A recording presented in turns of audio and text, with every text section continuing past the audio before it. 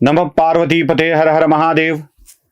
भगवान शिवाची वरयात्रा हिमालयाच्या राज्यामध्ये आलेली आहे.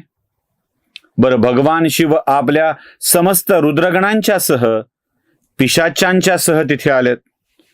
बरं, नुसते रुद्रगण आलेत का? नाही, सकल देवता तिथे आलेले आहेत. त्यामुळं भली लांबलचक ती यात्रा. देवता, ऋषी, मुनी, शिवगण, सगळ्या देवतांचे सेवक सगळे आलेले आहेत. आणि अशा वेळी हिमालयाच्या महालावरून मेना या सगळ्या शिवाच्या वरयात्रेकडे बघते. आता तिच्या मनात पहिल्यांदा गर्व यायला लागलाय. काय भयंकर आहे, माझी पोरगी किती नशीबवान आहे, कसं चाललंय. आणि हे पोरीचं नशीब नाही आहे, तर हे माझं नशीब आहे, किती आमच्या पुण्याच्या राशी फळाला आल्या वगैरे वगैरे वगैरे. आता हे मेनेच्या मनात येत असलेले भाव शिवाला समजत नसतील का? असतील ना समजत. पण कधी कधी काही गोष्टी अशा करायच्या असतात की जरासं नियंत्रणात आल्या पाहिजेत या सगळ्या भावना. मेना महालाच्या गवाक्षातून बघू लागली आहे, सोबत नारद आहेत, ते दाखवतायत. आणि एकेका सुंदरातल्या सुंदर देवाला बघून मेना म्हणू लागली आहे की हे शिव आहेत का, हे शिव आहेत का. पहिल्यांदा इंद्रदेव ऐरावतावर विराजमान झालेले दिसले, तिने इंद्रदेव बघितलेले नाही आहेत. ती नारदाला म्हणाली, हेच शिव आहेत का, काय सुंदर दिसत आहेत. ते म्हणाले, हे शिव नाहीत, हे शिवाचे सेवक आहेत, शिवाची सेवा करतात, हे शिवाचे सेवक आहेत. आता तिच्या मनात सेवक इतका सुंदर तर प्रभू किती सुंदर असेल. बस ती इंद्राच्या रूपावरून शिवाच्या रूपाची कल्पना करू लागली आहे. आणि माझी पोरगी किती नशीबवान आहे, सुरू झालं. जसं बायांचं सगळं चालू असतं ना, ते सुरू झालं. आता ते इंद्र पुढे गेलेत, सेवकाला, आणि मागून भगवान विष्णू येत आहेत. तिने नारदाला विचारलं, हे नक्की शिव असले पाहिजेत? ते म्हणले, छे, हे तर शिवाचा अंश आहेत, हेही शिवाच्या भक्तापैकी एक आहेत. आता मात्र मेनाला हर्षवायू यायचा शिल्लक राहिलाय. एवढे सुंदर सगळे सेवक, एवढं सुंदर रूप असेल.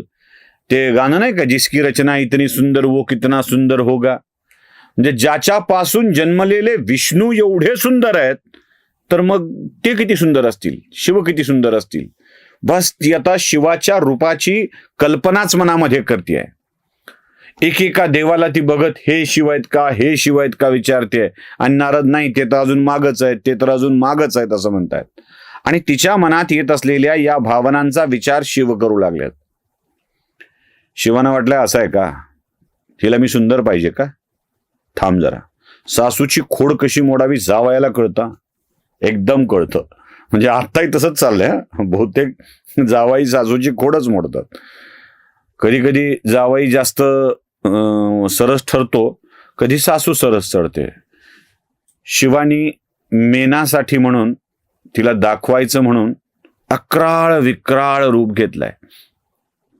गळ्यामध्ये हडकांच्या माळा, मुंडमाळा, मानवी मुंडमाळा, आणि या सर्प असे अक्राळ विक्राळ लोंबतायत.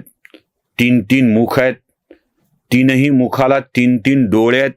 म्हणजे 3 चेहरे, 9 डोळे, अशा स्वरूपातले भयंकर शिव सर्प फिरतायत. तो या नंदिनी सुद्धा अक्राळ विक्राळ रूप धारण केलंय. सर्वांगाला चिताभस्म दिसतंय. म्हणजे सुरुवातीला जे म्हणालो ना मी की त्या चितेचाच अंगराग आणि चंदनाचा लेप झाला, तसं नाही, ते चिताभस्मच दिसू लागलाय. अक्राळ विक्राळ रूप घेऊन शिव समोरून येत आहेत. डम डम डम डम डमरूचा आवाज येतोय. सगळ्या शिवांच्या वाद्यांचे आवाज यावेळेला बदललेले आहेत. आणि अशा महाभयंकर रूपामध्ये शिव समोर दिसलेत. ती म्हणते, हे काय चाललंय नेमकं? नारद म्हणते, हे तर शिव आहेत, बघ जरा नीट बघ, काय सुंदर, काय मोठं भयंकर रूप आहे शिवाचं. आता मात्र मेनाला चक्कर यायची बाकी राहिली आहे. चांगल्या रूपाची अपेक्षा करत अचानक काहीतरी भयंकर समोर दिसल्यावर काय वाटावं. म्हणजे आपल्याकडे ते जुनं गाणं आहे बघा, बघुनी त्या भयंकर भूता फोडिली तिने किंकाळी. तशी अवस्था मेनाची आलेली आहे. म्हणजे माझ्या सुकुमार सुंदर छोट्याशा पार्वतीसाठी नवरा कोण मिळाला तर हा, जो राक्षसापेक्षाही भयंकर दिसतोय. आणि हे सगळं रूप बघितल्यावर बाप रे, हे काय आहे म्हणाली. आणि तिला 2 मिनिटं कळलंच नाही, ती मूर्छित होऊन पडली. मूर्छित पडलेल्या मेनाला नारदानी जागं केलंय आणि म्हणाले, अगं शिवाचं रूप समजून घे मेने. ती म्हणाली, नारदा, अहो काय नादाला लावलं आम्हाला तुम्ही? एवढं भयंकर रूप असलेला पार्वतीचा नवरा असेल असं मला स्वप्नातही वाटलं नव्हतं. हे काय आहे हे असं भयंकर रूप? आणि यासाठी माझ्या पार्वतीने तपश्चर्या केली आहे. धिक्कार आहे अशा माझ्या पोरीवर. ही मेली का नाही जन्मताच? मी वांज राहिले असते तर बरं झालं असतं. आता मेनेचा ताळतंत्र सुटलाय. कारण आपल्या मुलीसाठी उत्तमोत्तम स्थळाची कल्पना करणारी मेना आणि ज्या शिवाच्या रूपाच्या कल्पनेत असलेली मेना, त्या शिवाचं हे महाभयंकर रूप तिनं बघितलंय आणि ती म्हणाली, काय माझी पोरगी म्हणजे इतकी वाईट निघेल असं वाटलं नव्हतं. आता माझ्या पोरीनी चंदनाचा लेप सोडून अंगाला चिखल लावून घेतलाय असं वाटतंय. म्हणजे मी जी वर्णनं सांगतोय ती सगळी शिवपुराणात आहेत. म्हणजे माझ्या मनाच्या काही गोष्टी मी जोडत नाहीये. चंदनाचा लेप सोडून चिखल अंगाला लावून घेतला असं वाटतंय. घराच्या दारावर बसलेला हंस उडवून कावळा घरात घेतलाय असं वाटतंय. तांदुळाच्या अपेक्षेने गेलेली माझी पार्वती भुसा घरात घेऊन आली आहे आणि हा भुसाच घरात खाणार आहे का? गंगा जलाचा त्याग करून घाण पाणी घरात घेतलंय असं वाटतंय आणि पवित्र विभूती सोडून राख अंगाला फासून घेतल्याचं वाटतंय. मला तर असं वाटायला लागलंय की माझं घरच जळालंय. घर जळून गेलंय माझं. कधी कधी असं वाटतं ना नारदा, की वांज राहिले असते तर बरं झालं असतं अशी पोरगी जन्माला घालून तिच्या पदरी हा माणूस बांधण्यापेक्षा. तुम्ही देव म्हणता, तुम्ही काय म्हणता, याच्यासाठी नादाला लावलं आम्हाला तुम्ही. बिचाऱ्या नारदाला निरोप द्यायची सवय, सांगायची सवय ते आधी सांगून गेले होते. आता शिव्या खायच्या नारदालाच आहेत. ती मेना म्हणू लागली, नारदा, या असल्या रूपासाठी पूजा स्वीकारायला तू माझ्या पोरीला तपश्चर्या करायला सांगितली का? आणि काय म्हणालीस की कसली भक्ती, हे भक्ती ते भक्ती? यापेक्षा राक्षसांनी खाल्लं असतं तर चाललं असतं आम्हाला. वांज राहिले असते तर चाललं असतं आम्हाला. पुन्हा पुन्हा विलाप करून मेना मूर्छित होऊ लागली आहे. पुन्हा पुन्हा विलाप करून मूर्छित होऊ लागली. नारदानी समजावून सांगितलंय, बाई शिव म्हणजे काय तुला माहित नाही. या सगळ्या रूपाच्या पलीकडचे आहेत. निष्काम भक्ती करणारे आहेत. ते निष्काम आहेत, भक्ती नाही निष्काम आहेत. तू शिवाच्या रूपाला समजूनच घेऊ शकत नाहीस. तिने नारदाला तर उडवूनच लावलंय. पुन्हा आले इंद्र. इंद्राणी समजावून सांगितलं की देवी समजून घ्या, शिव सर्वांचे ईश्वर आहेत. तेच या सृष्टीचे पालन करतायत. तिने इंद्रालाही उडवून लावलं. नवरा आला, म्हणाले, अगं काय करतेस? मी शिवाचं रूप समजून घेतलंय आणि शिवाचं रूप समजावून घेतल्यानंतर मी शिवाला कन्या द्यायचं मान्य केलेलं आहे. ती म्हणते, तुलाही कळत नव्हतं हिमालया? आता ती नवऱ्याचंही ऐकायला तयार नाही, नारदाचं ऐकायला तयार नाही, इंद्राचं ऐकायला तयार नाही, नवऱ्याचं ऐकायला तयार नाही, कोणाचंही मेना ऐकायला तयार नाहीये. कोणी त्याला मी लग्न करू देणार नाही, मी माझी कन्या शिवाच्या हवाली करणार नाही असं बोलू लागली आहे. आणि प्रत्येक वेळी एकच वाक्य, हे असं भयंकर रूप घेऊन पार्वती जगणार आहे का? शेवटी एक मार्ग सापडलाय. पार्वतीला बोलवलंय. तिला सांगितलंय की तू सांग तुझ्या आईला समजावून, तुला जमतंय का बघ. आणि पार्वती आपल्या आईच्या समोर हात जोडून उभी आहे. संघर्ष करत नाही, हात जोडून उभी आहे. म्हणजे आजच्या पोरीनी हे लक्षात घ्यायचंय. जी तपश्चर्या करून आली आहे, म्हणजे जिची पुत्री म्हणून प्राप्ती तपश्चर्या केलेली आहे मेनाने, की जगदंबा आपल्या पोटी जन्माला यावी, ती आली आहे. विसर पडायला भाग पाडलाय. पार्वती अशी देवता आहे जी या जगाची स्वामिनी आहे.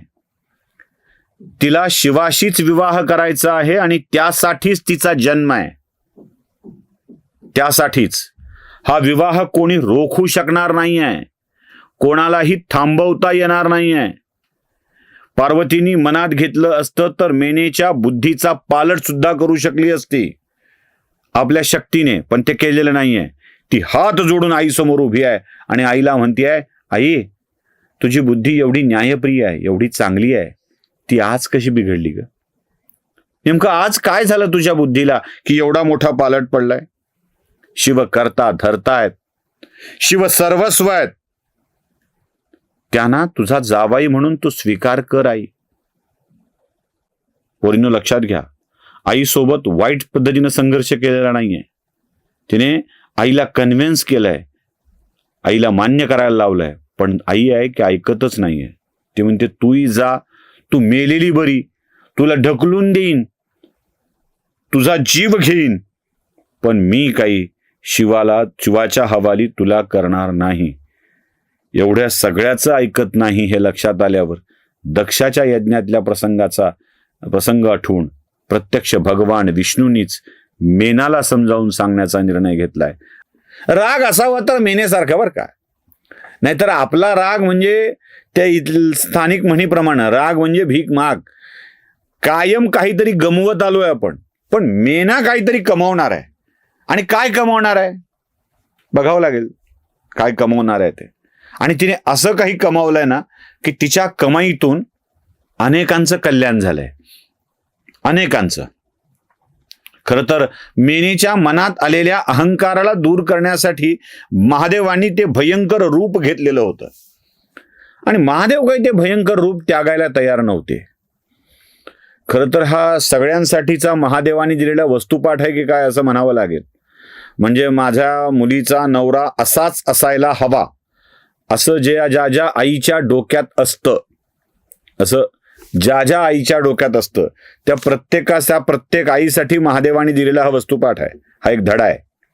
म्हणजे पुन्हा तेच आहेत ना, अजून दिसायला सुंदर हवा, एकुलता एक हवा, बहीण नसली तर बरीच, असेल तर लग्न झालेली असावी, लग्न झालं असेल तर ती घरात हस्तक्षेप करणारी नसावी, आई वडिलांचं स्वतंत्र घर वेगळ्या गावात असावं, मुलाचं स्वतंत्र घर पुण्यात असावं, पुण्यातल्या घरासाठी सगळे उण्यात गेले हरकत नाही, पण पुण्यात घर असावं, तो दिसायलाही चांगला असावा, वागायलाही चांगला असावा, सासूबाईला सासूबाई न म्हणता आई म्हणणारा असावा, असं सगळं ते गणित असतं ना. आणि तसा नाही मिळाला की माझ्या पोरीचं नशीबच फुटकं, काय तिनं केलं होतं कुणास ठाऊक, असल्याच्या पदरी बांधावं लागलं, हे सगळं आताच्या ज्या आया म्हणतात ना ते मेना म्हणते, ती मेना म्हणते. पण मेनेला अधिकार होता हो, पण मेनेला अधिकार होता. अधिकार कसला होता? मोठी तपश्चर्या करून प्रत्यक्ष जगदंबेला पुत्री म्हणून तिनं आणलं होतं.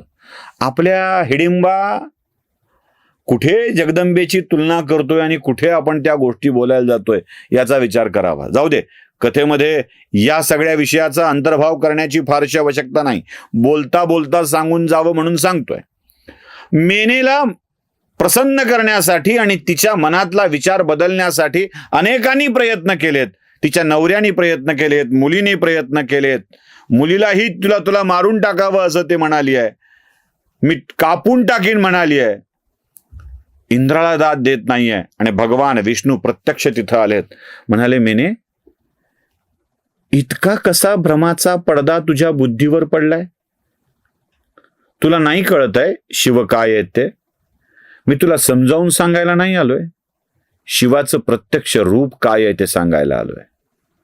तू जर आता शिवाला नाकारशील तर तुझ्या आयुष्यावर सगळ्यात मोठा त्रास झाला हे लक्षात ठेव मेने. तुझ्या आयुष्यातलं सगळ्यात मोठं नुकसान तू करून घेतेस हे लक्षात ठेव. ते म्हणाले असं आहे, पण शिवाचं रूप काय आहे? ते म्हणाले अगं, तुझ्या मनात आलेल्या विकारांना दूर करण्यासाठीच तर शिवानी हे महाभयंकर रूप घेतलं होतं. प्रत्यक्ष शिव सुंदर आहेत, मंगल आहेत, सत्य आहेत. सत्य, शिव, सुंदर, मंगल असं सगळं त्यांचं रूप आहे, आणि तू कुठल्या अमंगलाला घेऊन बसलीस? ती म्हणाली असं आहे, मग सांगा शिवाला, तुम्ही जे सुंदर रूप मंगल रूप म्हणताय त्या रूपात मला दर्शन द्या, आणि त्याच रूपात माझ्या मुलीचं पाणी ग्रहण करा. सोपं आहे. आता ते तिकडं धडा शिकवायचा म्हणून बसलेलं, ही इकडं हा धडा नको धडा बदला म्हणून बसलेली. मध्ये लोकांची झाली ना गोची, असं होतं बघा, नेहमी मध्यस्थाचीच गोची होते. कोणत्याही विवाह जुळवण्याच्या कार्यक्रमात बघा, लग्नात बघा, मध्यस्थाची प्रचंड गोची होते. त्यांना सांगा असं करा म्हणून, यांना सांगा असं जमणार नाही म्हणून. असं करा म्हणून सांगायची जबाबदारी मध्यस्थाची असते आणि जमणार नाही हे सांगायची जबाबदारी सुद्धा मध्यस्थाची असते. त्यांना खायच्या सगळ्या शिव्या मध्यस्थांना खाव्या लागतात. पण भगवान विष्णूंनी हे सगळं ऐकलंय आणि त्यांनी शिवाकडे जाऊन शिवालाच सांगायचं ठरवलंय. गेले शिवाकडं, म्हणाले देवा, कळलं आम्हाला तुम्हाला काय करायचंय ते. तिच्या मनात आलेल्या विकारांना तुम्हाला दूर करायचं होतं. ते बाकी सोडा म्हणाले सगळं, पण लग्न तिचं नाही तुमचं आहे. म्हणलं हो, मला माहित आहे लग्न माझं आहे ते, तू वेगळं सांगायची गरज नाही. मग तुमच्या लग्नात तुम्ही कसं दिसलं पाहिजे मखलाशी करावं लागतं हो, जरा पटवून द्यावं लागतं. तरी भगवान शिव विष्णूला म्हणाले की सरळ सांगा ना काय करायचंय ते. उगी का असं माझं लग्न आहे, मी सुंदर दिसलं पाहिजे, मी छानच असलं पाहिजे, हे असं अडबाजूनी कशा करता. ते म्हणाले देवा, मेनेची अशी इच्छा आहे की आपलं सुंदर रूप दिसावं. काय इच्छा आहे सासूची, जावाई देखणा दिसावा. ते म्हणाले असं, मग काही नाही. म्हणाले देवा, जरा हे सोडा सगळं आपलं रूप आणि आपण अत्यंत आपल्या सुंदर रूपामध्ये मेनेला दर्शन द्यावं आणि हा विवाह सोहळा त्याच रूपात आपण करावा, अशी आमची तुम्हाला विनंती आहे. भगवान विष्णूचं कसं टाळतील. आणि जवळपास मेना आता शिव चांगले आहेत या ह्याच्यावर आली होती. ती म्हणाली चांगल्या रूपात आले तरच मी लग्न लावीन. आणि काय चूक आहे हो, लग्नात असं कळकट मळकट ध्यान दिसणं बरं नाही ना, जरा बरंच दिसलं पाहिजे. म्हणजे आपण आपल्या माणसांना भेटायला जाताना खराब कपड्यात जातो का? नाही ना, चांगलेच कपडे घालून जातो. तसं ते शिवाला म्हणाले देवा, जरा थोडंसं समजून घ्या की. आणि शिवानी मेनेवर प्रसन्न होऊन अत्यंत सुंदर रूपात त्या विवाह सोहळ्याला उपस्थित राहायचं मान्य केलंय. मग काय, कामदेवालाही लाजवेल असं सुंदर रूप महादेवानी घेतलंय. कामदेवही लाजेल. अहो, आहेच सुंदर, तो आहेच सुंदर. तो शीघ्रकोपी आहे, आशुतोष आहे, लवकर संतुष्ट पण होतो आणि असा प्रसन्न होतो ना की सगळं काही देऊन टाकतो. महादेवाच्या मुकुटावर चंद्र विराजमान आहे. गंगा आणि यमुना चौऱ्या ढाळू लागल्यात. पुन्हा एकदा अंगराग चंदन त्या विभूतीच्या जागी झालेला आहे. सुंदर अशा तेजोमय मस्तकावर 3 नयन आहेत. तिसरं नयन काही भयंकर दिसत नाहीये, तर ते सुंदर दिसतंय. अशा या सुंदर रूपात शिव मेनेच्या समोर उभा राहिलेत आणि मेनेला या रूपाने आपणच केलेल्या आरोपांची जाणीव झाली आहे. आणि शिवाच्या समोर उभी राहून ती म्हणतीये, देवा क्षमा करा, मी आपल्या रूपाला ओळखू शकले नाही. माझ्या पार्वतीचा स्वीकार आपण करावा, अशी मेनेनं देवाला विनंती केली आहे. आणि मग शिवानी गर्गाचार्यांकडे बघून गर्गाचार्यांना सांगितलंय की आता विवाहविधीचा प्रारंभ करावा. आणि शिवाच्या विवाहविधीचा प्रारंभ होतोय. वेगवेगळी वाद्य वाजू लागली आहेत, मंत्रोच्चार होऊ लागलाय, वेदमंत्रांचा गजर होऊ लागलाय आणि शिवविवाहाच्या विधीचा प्रारंभ झालाय. कसा झालाय हा विवाह ते बघूया पुढच्या भागात. नमः पार्वती पते हर हर महादेव.